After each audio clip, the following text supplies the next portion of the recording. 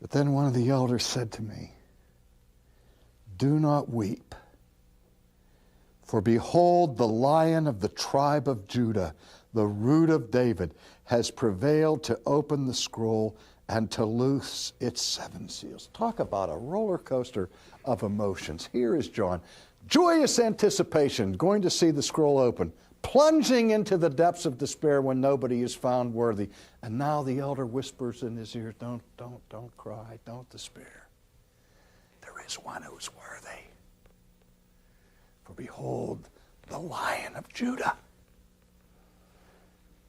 has prevailed, the one who's come from the root of Jesse. Now, beloved, if you don't know the Old Testament, it's meaningless. But John knew the Old Testament. He knew what that image of the Lion of Judah referred to, all the way back to the book of Genesis, to the patriarchal blessing that Jacob gave to his sons. The promise of the kingdom went to the tribe of Judah. And Judah, the son of Jacob, was known as the lion's whelp. And so he would be the king.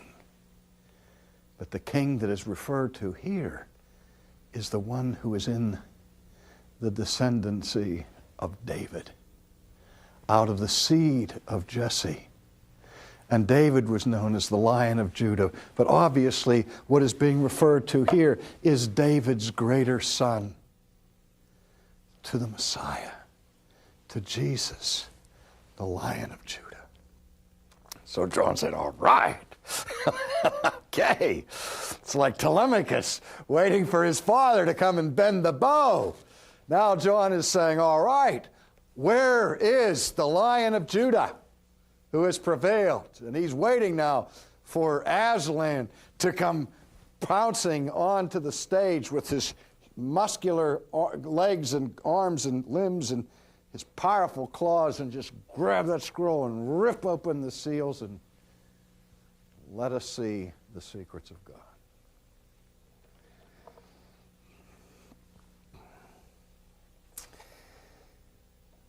And I looked, and behold, in the midst of the throne and of the 4 living creatures, and in the midst of the elders, stood a lamb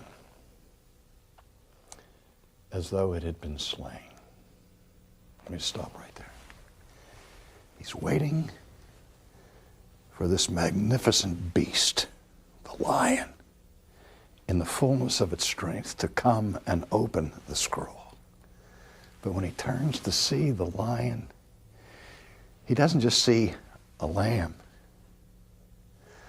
but he sees a lamb as it had been slain. He sees a lamb that had been slaughtered. He doesn't see a figure of power. He doesn't see a symbol of exaltation. He sees the suffering servant of God in his humiliation, in his passion, in his meekness as the sacrifice for the people of God.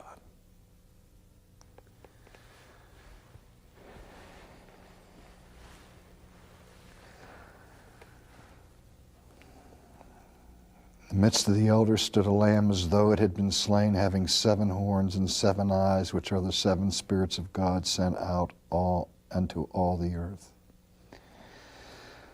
Then he came and took the scroll out of the right hand of him who sat on the throne.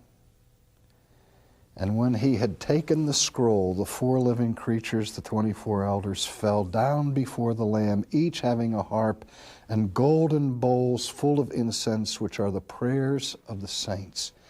And they sang a new song. Do you remember we talked about how songs were composed in the Old Testament to celebrate a new victory that God performed for his people?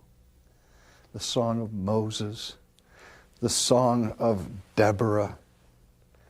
And now we have the new song that is composed by the saints in heaven as they come with the bowls of the prayers of the people of God, those who had been crying from behind the altar, waiting for their redemption. Now they begin to sing a new song to this Lamb. And God, who's seated on the throne, hands the scroll to the Lamb. Because the Lamb met the test. Remember the question: who is worthy? And what is the gist of the new song? Worthy is the Lamb to receive honor and glory, dominion and power and majesty, so that now the whole host of heaven is singing the praises of the Lamb.